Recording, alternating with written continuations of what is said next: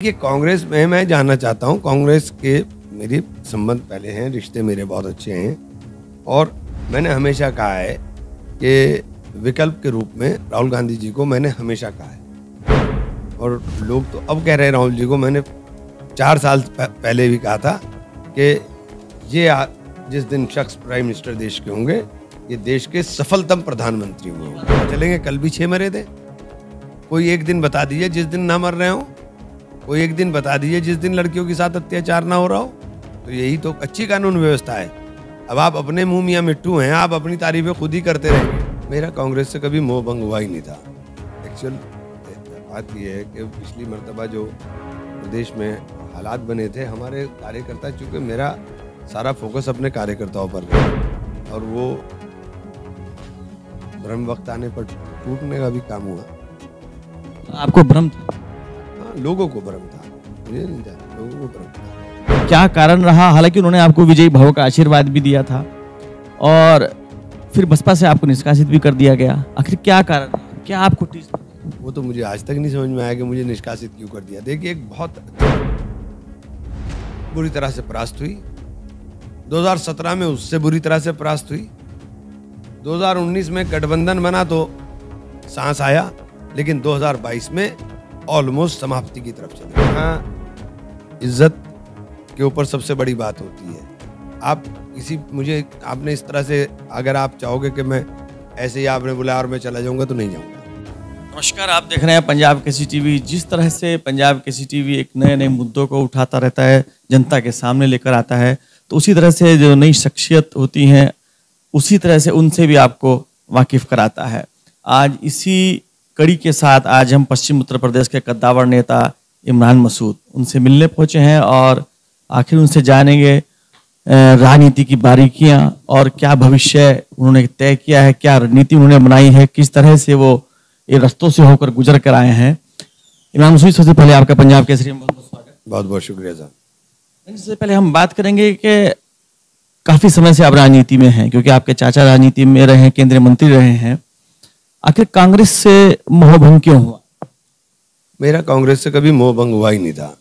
Actual बात यह है कि पिछली मर्तबा जो प्रदेश में हालात बने थे, हमारे कार्यकर्ता, चूँकि मेरा सारा फोकस अपने कार्यकर्ताओं पर रहता है, मेरे साथी हैं, उनका बहुत दबाव था कि साहब हम प्रदेश के अंदर, हमने बहुत कोशिश की कि गठबंधन भी हम प्रदेश में सरकार बनाएं, जबकि मेरा अपना व्यक्तिगत मानना था। आपने मेरे उस वक्त के इंटरव्यू भी उठा के देखिए कि ये भ्रम था और वो भ्रम वक्त आने पर टूटने का भी काम हुआ। आपको भ्रम था? हाँ, लोगों को भ्रम था, मुझे नहीं था, लोगों को भ्रम था। अगर हम बात करें मंच की, विधानसभा चुनाव में जो है सपा से आपकी नजदीकियां भी बढ़ी, क्या सपा आपको रास नहीं आई? देखिए, समय होता है, अभी बहुत सारी चीजें समय के ऊपर डिपेंड करती हैं। समय होता है, समय के ऊपर इस तरह की परिस्थितियां बनती चली जाती हैं, तो वो उसी तरह के हालात बनते हैं, उसी तरह से माहौल बनता आता है। सपा के बाद आप बसपा के साथ गए, मायावती जी ने आपको आशीर्वाद भी दिया, तो हालांकि क्या कारण रहा? हालांकि उन्होंने आपको विजयी भव का आशीर्वाद भी दिया था और फिर बसपा से आपको निष्कासित भी कर दिया गया। आखिर क्या कारण रहा? क्या आपको टीस?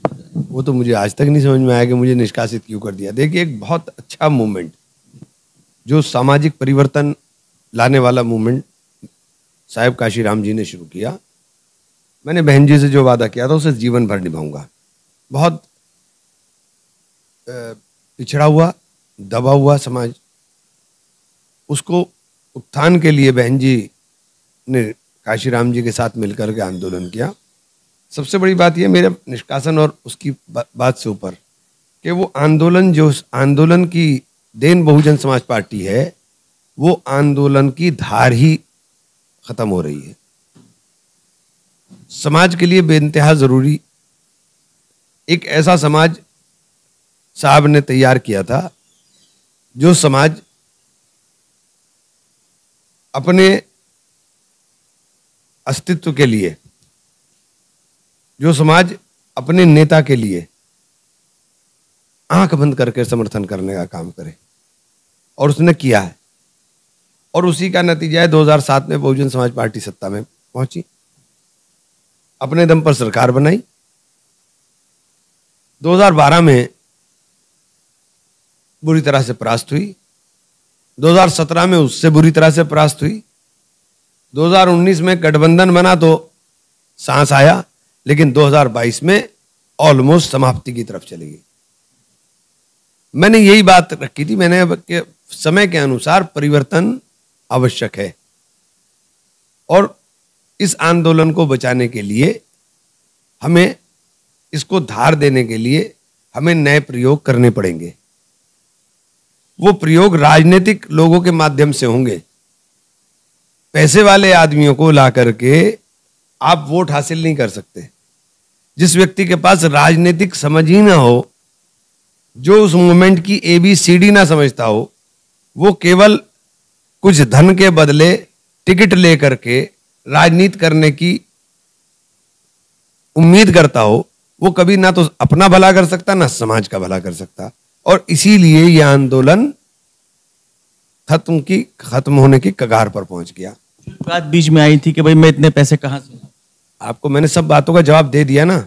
वो आंदोलन खत्म होने के कगार पर पहुंच गया। इस आंदोलन को धार देने के लिए मैंने दलित और मुस्लिम समीकरण की बात कही थी।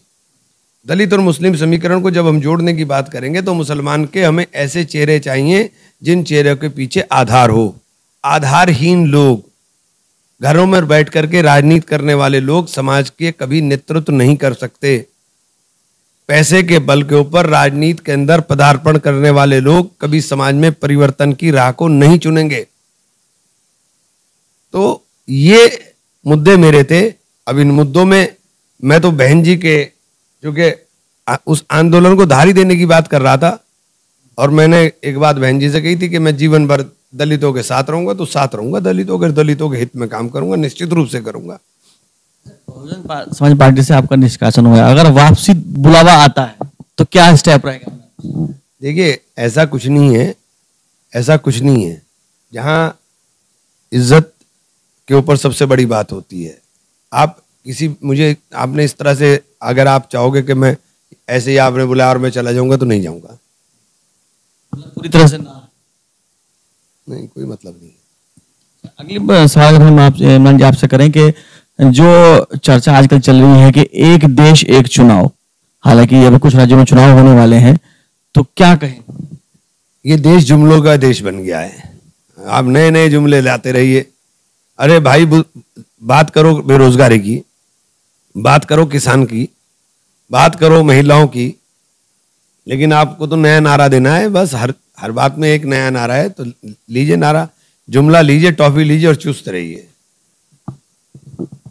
कल एक बैठक हुई शहर मुजफ्फरनगर के अंदर, वहां कुछ सांसदों ने बात उठाई पश्चिम उत्तर प्रदेश की, कि पश्चिम उत्तर प्रदेश एक अलग राज्य होना चाहिए। इस बारे में आपका क्या कहना? देखिए, पश्चिम उत्तर प्रदेश की डिमांड हमारी बहुत पुरानी है। पश्चिम उत्तर प्रदेश के लोगों के साथ अन्याय है। उत्तर प्रदेश का 70% रेवेन्यू का जनरेशन पश्चिम उत्तर प्रदेश से है,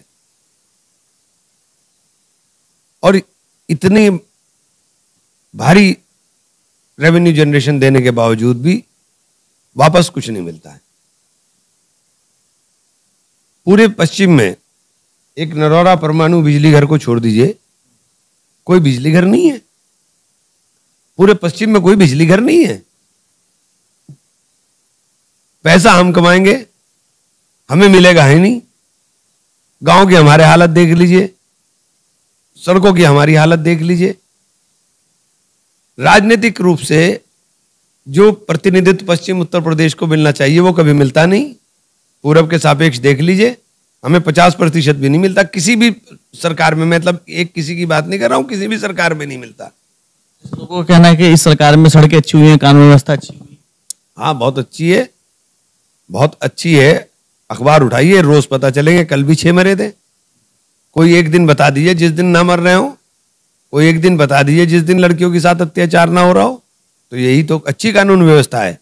अब आप अपने मुंह मियां मिट्टू हैं, आप अपनी तारीफें खुद ही करते रहेंगे, तो आपको अपनी तारीफें करने की आदत पड़ गई तो आप करते रहिए तारीफ। लेकिन ऐसा सड़क पे तो कुछ भी नहीं है, ऐसा धरातल पे तो कुछ भी नहीं है।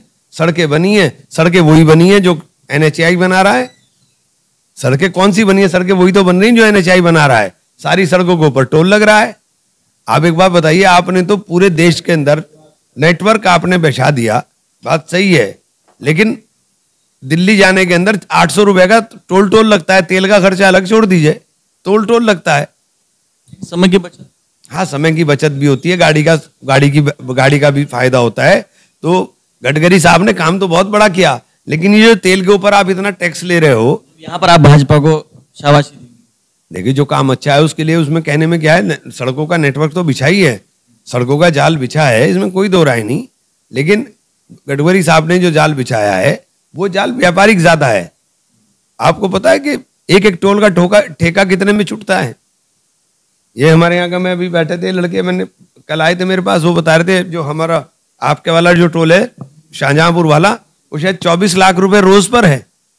तो आप रेवेन्यू कलेक्शन देखिए ना कि कितना हो रहा है। आप मतलब आपने ये कोई एहसान नहीं किया भाई, मैंने अपनी दुकान बनाई, दुकान बनाने में पैसे तो लगेंगे, अब तो माल बिक रहा है, बेचिए। ये जिस चीज के ऊपर देश के लोगों का हक होना चाहिए वो तो सब आपने लोगों को बांटनी है, तो बांटिए। अभी लोगों को आपने दूसरे रंग में रंगा हुआ है तो रंगे रहे, अपना नुकसान अपना आप करेंगे लोग। अच्छा इमरान जी, अगर बात करें हम कि बसपा के बाद अब क्या रणनीति इमरान मसूद अपनाएंगे, क्या कांग्रेस में घर वापसी के जो कयास लगाए जा रहे हैं? भाई देखिए, कांग्रेस में मैं जानना चाहता हूं, कांग्रेस के मेरे संबंध पहले हैं, रिश्ते मेरे बहुत अच्छे हैं, और मैंने हमेशा कहा है कि विकल्प के रूप में राहुल गांधी जी को मैंने हमेशा कहा है। और लोग तो अब कह रहे हैं राहुल जी को, मैंने 4 साल पहले भी कहा था कि ये जिस दिन शख्स प्राइम मिनिस्टर देश के होंगे, ये देश के सफलतम प्रधानमंत्री होंगे। बसपा में सभा में रहते हुए, मैंने बसपा में रहते हुए भी गई, सपा में रहते हुए भी गई, कांग्रेस में रहते हुए भी गई। इसमें से निष्कासन अरे हो जाए, इसमें क्या बात है। देखिए मेरा मुकद्दर थोड़ा ही ना कोई छीन लेगा, जो मेरे मुकद्दर में होना होगा वही होगा, लेकिन मैं बात तो सच कहूंगा, मैं झूठ नहीं बोलूंगा। अगर अंतिम सवाल मेरा आपसे कि 2024 में क्या रणनीति आपकी रहेगी? देखिए 2024 में बिल्कुल मेरी रणनीति छोड़ दीजिए, पूरे देश की रणनीति की बात करिए, क्योंकि 2024 का चुनाव बहुत महत्वपूर्ण चुनाव है, और 2024 के चुनाव को अगर ना साधा गया तो जो बार बार हम कहते हैं कि शायद 2024 के बाद चुनाव ही ना हो, इस तरह का मैकेनिज्म भाजपा डेवलप कर दे, तो ये लोकतंत्र को बचाने का चुनाव है। कल इमरान मसूद एक रैली आयोजित करने जा रहे हैं, उस रैली के माध्यम से क्या मैसेज देना चाहते हैं? रैली नहीं है, वो यात्रा है, मैं हमारा एक सांकेतिक यात्रा है, जो जनसंपर्क अभियान है, वो जनसंपर्क करेंगे, उसके अंदर लोगों के साथ मिलेंगे, और क्या होना है। जैसे अक्सर इमरान मसूद जो है कहीं भी जाने से पहले लोगों से सलाह करते हैं, कर चुका मैं, वो कर चुका, तय हो चुका। हाँ हाँ वो कर चुका। तो ये थे हमारे साथ इमरान मसूद, जो कि पश्चिम उत्तर प्रदेश के कद्दावर नेता है। उनका कहना है कि 2024 का चुनाव जो है बहुत रोचक होगा, और उस चुनाव में वो भी अपनी जीत दर्ज कराएंगे। वीडियो जर्नलिस्ट अंकुर के साथ रामकुमार पुंडीर, पंजाब केसरी टीवी, सहारनपुर। हमसे जुड़े रहने के लिए हमारे YouTube चैनल को सब्सक्राइब करें और नई वीडियो की नोटिफिकेशन के लिए बेल आइकॉन को दबाएं।